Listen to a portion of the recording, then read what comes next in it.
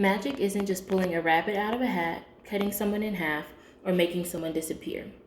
When you are young, you believe in magical ideas, and by that I mean you enjoy using your imagination. Some parents see magic as a lie, like Santa Claus bringing presents or the tooth fairy putting money under your pillow when your tooth falls out. Carrie Gore said, "Magic is effortless for the young." There are so many wild things happening in our world today that I must use a saying that may get annoying at times, but let a kid be a kid. Children are going to use their imagination, and that is not something that is taught to them, but it comes naturally. A young child's world revolves around his or her own encounters. To me, seeing is believing. You can tell your child that he or she is going to the doctor and is getting a shot, but it won't hurt. But when they have that experience for themselves, it is up to them to make that connection. My son Johnny loves Disney Junior. We watch Puppy Dog Pals, Doc McStuffins, Mickey and the Roasted Racers, and the list goes on. Making the connection with going to the doctor to get a shot, my child hates getting shots. And I don't think I make it any easier on him, being that I hate shots too. I mentioned to you that we watch Doc McStuffins, and he realizes that she is a doctor. Not specifically a toy doctor, but Doc is a doctor. I recently bought him a toy doctor's kit and a pretend and play soft tool kit. With both of those kits, the two items that stand out the most to Johnny are the stethoscope and the drill. Now, when my baby wants to play, he will grab the stethoscope,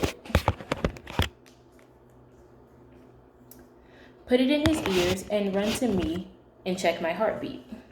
Being a parent that believes in using your imagination, I make the heartbeat sound for him.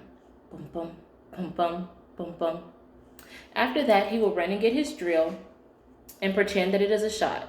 When pressing it up against my arm, I pretend to be in pain and I scream, "Ah!" We laugh about it and he goes on about his day playing. Not to make this talk about imagination, but as I mentioned, when a child uses their imagination, it is magic to them. Bringing a child's favorite character to life is magic. Yes, baby, Bingo and Rolly that you see on TV, they're here to play with you today. Whatever the situation is, let a kid be a kid. Trust me, you want your child or children to have an imagination. It fosters their cognitive and social development. Last story I want to tell. My son Johnny loves to listen to the song "We're Going on a Bear Hunt," and he has a book with a wolf in it, and it's not the Three Little Pigs. At night, when it's time to go to bed and Johnny wants something to eat or drink, I tell him, "Go get it." He peeks into the kitchen and where it is dark and quiet, and he says, "Mommy, a bear?" I have to reassure him that there is no bear, and then he will tell me, "Mommy, the big bad wolf?" No, baby, there is no big bad wolf. After telling him that those two characters do not exist, I proceed to tell him that if they are in the house, I will beat that bear and I will beat that big bad wolf up. Almost as if I just brought them back to life to let him know that I am here to protect him.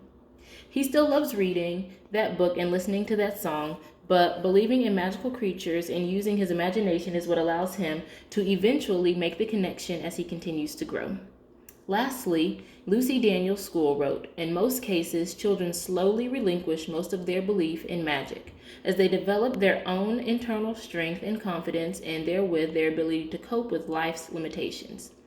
The magic, the talking animals, the fears of reading scary stories about animals that could be in the kitchen that will soon come to an end. So I say, let a kid be a kid."